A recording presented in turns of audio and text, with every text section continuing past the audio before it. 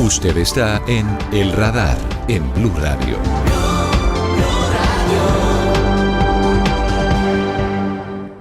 Hace exactamente una semana, el sábado 3 de enero, se produjo la captura, la extracción de Nicolás Maduro de Fuerte Tiuna, algo que parecía impensable, que parecía que solamente podía ser un guión de película, en medio de una operación militar estadounidense en Caracas, con bombardeos, con drones, con helicópteros, con la Fuerza Delta incluida.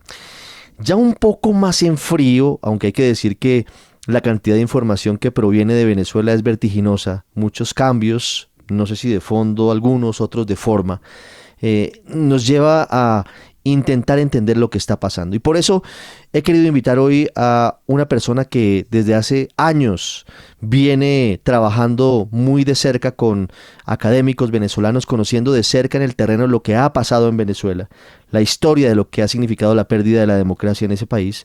Se trata de Ronald Rodríguez, politólogo, internacionalista, investigador del Observatorio de Venezuela de la Universidad del Rosario. Hola Ronald, bienvenido al Radar, gracias por estar con nosotros. Ricardo, gracias por la invitación. Muchos años se especulaba en círculos académicos, pero también en las casas de los venezolanos en el exilio frente a esa posibilidad de que Nicolás Maduro fuera derrocado, de que cayera el régimen. Y cuando menos se pensaba, a pesar de que estaba adelante una presión estadounidense en el Mar Caribe, ocurrió, pasó. Ronald, ¿y ahora qué?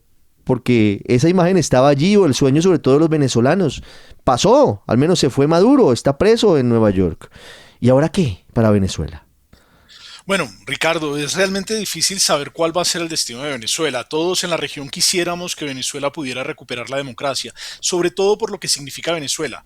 Venezuela es el país donde se utilizó la democracia para establecer una dictadura. Se utilizaron los espacios electorales, se utilizó la participación política para quitarle a los ciudadanos la libertad. El caso venezolano es importante para la región. Cuando iniciábamos este siglo solamente teníamos una dictadura, la dictadura cubana. Hoy tenemos la dictadura cubana, la venezolana, que querramos o no prevalece, hoy en cabeza de Delcy Rodríguez, la nicaragüense y la salvadoreña de Nayib Bukele. Todas estas dictaduras del siglo XXI, estas tres dictaduras tienen como característica que utilizaron la democracia para usurpar el poder. Por eso el caso venezolano es tan importante. Hoy, cuando muchas democracias están amenazadas en la región, es importante lo que sucede en Venezuela. De hecho, la lección que nos han dado los venezolanos es que la democracia no es solamente ir a emitir un voto, es defender el resultado, es acompañar todo el proceso, es el equilibrio de poderes, es la participación activa del ciudadano, es los medios de comunicación informando lo que sucede, son los académicos revisando todo lo que está pasando. Y el caso venezolano tristemente todavía no logra materializarse en el retorno a una democracia, y todo pareciera indicar que hoy la preocupación es más la recuperación económica de Venezuela, si se quiere, entre comillas, por parte de los Estados Unidos, como un botín en la región, que realmente el retorno a la democracia. Y ahí es donde empieza a sentirse un sabor amargo que los venezolanos en el exilio lo conocen bastante bien frente a lo que sucede en Venezuela. Claro, hablamos de cómo el presidente Donald Trump, incluso el mismo 3 de enero, en la rueda de prensa de Mar-a-Lago, confirmando la captura de Nicolás Maduro, priorizó los acuerdos petroleros, la venta de petróleo venezolano a Estados Unidos, y ese ha sido el eje de las decisiones recientes. El acuerdo que PDVSA confirma de más venta de petróleo, entre 30 y 50 millones de barriles, dice el presidente Trump. El restablecimiento con apoyo de Estados Unidos de la red eléctrica, obviamente para promover y para potenciar la industria petrolera, nos llevan hacia ese escenario. ¿Y qué va a pasar entonces con el restablecimiento de la democracia? Porque hay algunas acciones en ese sentido, Ronald, pero otras que van en el sentido de profundizar la dictadura. Hubo capturas, detenciones temporales de periodistas el lunes pasado cuando se instaló la Asamblea Nacional. Pero además los colectivos armados salieron a las calles con fusil en mano, que no recuerdo haberlos visto con armas largas en las calles de Caracas haciendo retenes. Pero por otro lado, los hermanos Rodríguez intentan enviar un mensaje liberando a un grupo de presos políticos. ¿Qué va a pasar con esa parte que para mí es clave y para usted también, y lo sé que también para la región, que es el restablecimiento de la democracia en Venezuela? Lamentablemente, la extracción y detención de Nicolás Maduro no ha sido como, no tiene como objetivo el restablecimiento de la democracia. Hoy estamos viendo un negocio de dos narrativas. Y lo que vimos respecto al petróleo es cómo el gobierno de los Estados Unidos trata de justificar la acción. Incluso no podemos olvidar que la acción de los Estados Unidos es una acción violatoria del derecho internacional. Y la forma en que se han expresado las autoridades norteamericanas frente al los recursos de los venezolanos no deja de ser alarmante y preocupante. El presidente de los Estados Unidos propiamente no es un garante de la democracia, es una persona que incluso tiene la propia democracia de los Estados Unidos muy tensionada. El secretario de Estado habla de estabilización, recuperación y transición. Yo siento que más que estabilización estamos en una especie de concertación, que más que recuperación estamos en una especie de repartición y más que una transición estamos hablando como la consolidación del régimen que ahora sin Nicolás Maduro busca prevalecer, y tenemos que tener en cuenta eso. El chavismo ha sabido reinventarse en profundas crisis, ha sabido mantenerse en el poder, incluso tras la muerte de Hugo Chávez logró prevalecer. En el primer momento, después del golpe de Estado contra Hugo Chávez, después del paro sabotaje petrolero, después de haber perdido el referendo revocatorio, el referendo de cambio constitucional, siempre se pudo inventar con Chávez, y con Nicolás Maduro no ha sido la excepción. Sucedió lo mismo cuando perdió la Asamblea Nacional en 2015, sucedió lo mismo cuando decidió a partir del Tribunal Supremo de Justicia tratar de usurpar el poder de esa asamblea, cuando manejó las elecciones de 2018 y más recientemente el fraude electoral de las elecciones de 2024.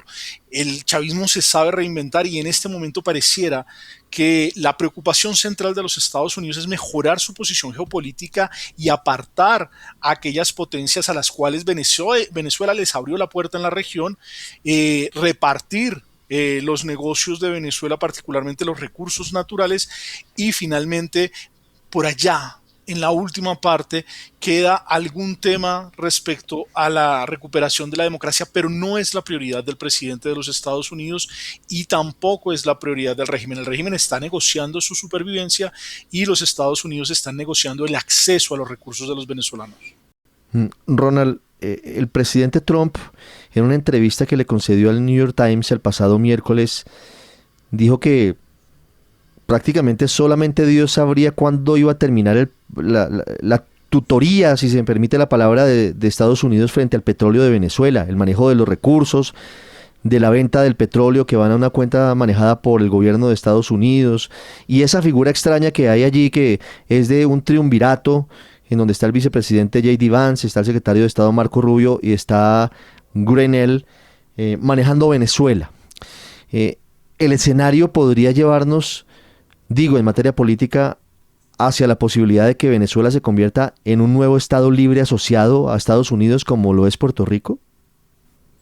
Realmente no. Digamos, la característica de Venezuela no permitiría eso inicialmente. Venezuela sigue siendo un país muy relevante dentro del mundo latinoamericano, y la insinuación y las afirmaciones que han hecho las autoridades norteamericanas frente al caso venezolano han molestado a diferentes actores de la región, a varios gobiernos e incluso también a gobiernos europeos, porque la acción desproporcionada de los Estados Unidos de pretender quedarse y dominar Venezuela como si hubiese sido un ejercicio colonialista no deja de ser una realidad que América Latina no va a tragar fácilmente. Entonces creo que hay una resistencia muy fuerte, y particularmente la sociedad venezolana. Recordemos que los venezolanos tienen un sentido patriotero muy muy fuerte, y eso haría imposible la sostenibilidad de un proyecto de esta naturaleza en el largo plazo. Recordemos que fue Venezuela precisamente a principios del siglo XX cuando la doctrina Draco, una doctrina del derecho internacional de un canciller argentino, evitó que los países pudieran reclamar a través de territorio la deuda contraída. Entonces, potencias extracontinentales, potencias europeas y empresas norteamericanas querían reclamar sobre los puertos de Venezuela y aprovecharse de los recursos que se producían en esos puertos, y la región respondió con la doctrina Draco. Desde ese entonces ningún país puede reclamar con territorio las deudas contraídas, y ese fue uno de los principios que ha marcado el derecho internacional en el siglo XX y en el siglo XXI. Creo que Venezuela nos ha dado lecciones en el pasado y no tendría por qué no hacerlo ahora frente a una pretensión de Donald Trump. Obviamente, el tono del presidente de los Estados Unidos no deja de ser preocupante y es un tono amenazante para toda la región. Recordemos que incluso hoy los europeos están bastante molestos por las afirmaciones que hace el presidente frente a Groenlandia y Dinamarca ha expresado una molestia muy severa e incluso se pone en cuestionamiento la misma continuidad de la OTAN por las expresiones que hace el presidente de los Estados Unidos. Ronald, usted ha hecho una radiografía muy clara, muy precisa de lo que es el chavismo, de lo que es el régimen, que comenzó, que llegó al poder en el 99 por la democracia, vía instrumentos democráticos, vía elecciones con Hugo Chávez, pero que ha venido entronizándose en el poder a través de una cantidad de prácticas, cooptando los diferentes poderes públicos, haciendo imposible que la oposición compita de manera equitativa en unas elecciones. Y son expertos en algo que usted también nos dice. Se saben reinventar y saben ganar tiempo. A Donald Trump le quedan 3 años de presidencia. Pasa rápido el tiempo. ¿Podrían estar jugando hoy los que quedan de esa cúpula chavista, Delcy y Jorge Rodríguez, Diosdado Cabello y Vladimir Padrino, podrían estar jugando a dilatar las cosas, a mostrar unos aparentes cambios a Estados Unidos, a llegar a acuerdos comerciales, buscando ganar tiempo para que eventualmente haya un cambio político en Estados Unidos y venga un gobierno quizás demócrata, quizás menos duro que el actual frente a ellos, y de esa forma garantizar su permanencia indefinida en el poder? Sin lugar a duda, Ricardo, el régimen lo que busca es sobrevivir. Y de hecho recordemos que la Revolución Bolivariana ha sido el país que quizá ha burlado de forma más descarada a los Estados Unidos. El proceso de elecciones a las cuales se dio el fraude electoral en 2024 fue una negociación de más de 3 años en la cual los norteamericanos liberaron a los sobrinos de Cilia Flores, liberaron a Alex Saab, hicieron un montón de cosas para que el régimen aceptara una dinámica electoral que no era libre, que no era equilibrada, que no era competitiva, pero que aún así la oposición logró ganar las elecciones y en el marco de todo ese ejercicio de negociación, al final el régimen simplemente se burló de los Estados Unidos.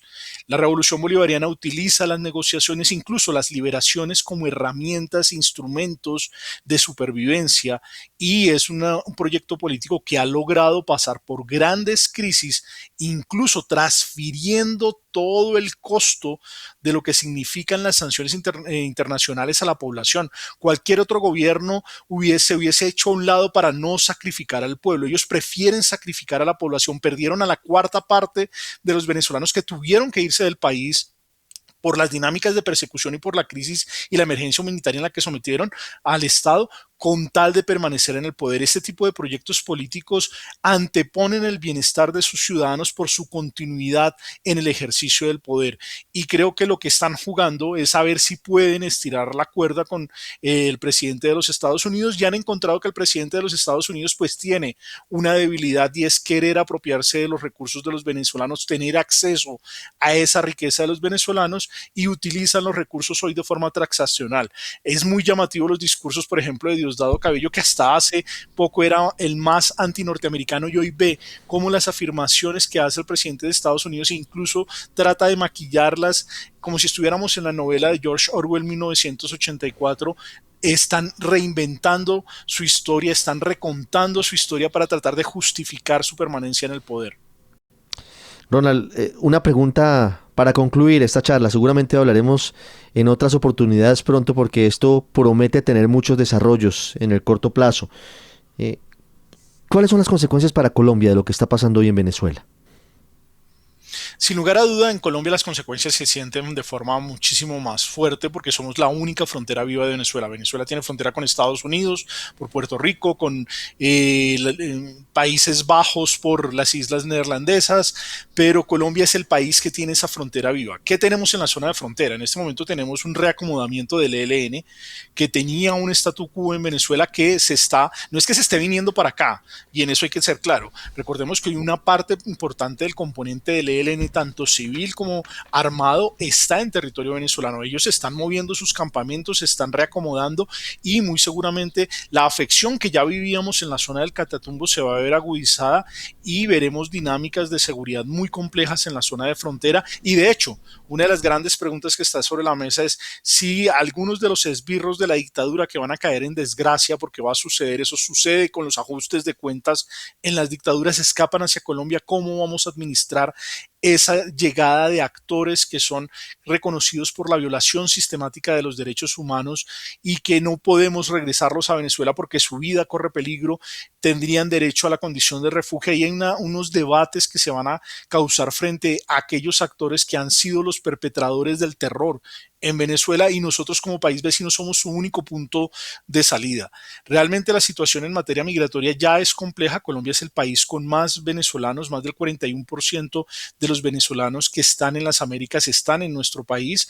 Tristemente hemos retrocedido en esa materia y no tenemos la misma fortaleza que teníamos antes para atender flujos migratorios. La misma situación del Catatumbo, la pérdida de cooperación internacional, la incapacidad de mantener una estructura institucional. Hoy el tema migratorio está en una dirección de un viceministerio, de un ministerio que va a desaparecer, y no tenemos los recursos ni la capacidad para que, si la situación, por ejemplo, en un determinado caso llega a escalar a una situación bélica en Venezuela, podamos atender los flujos migratorios.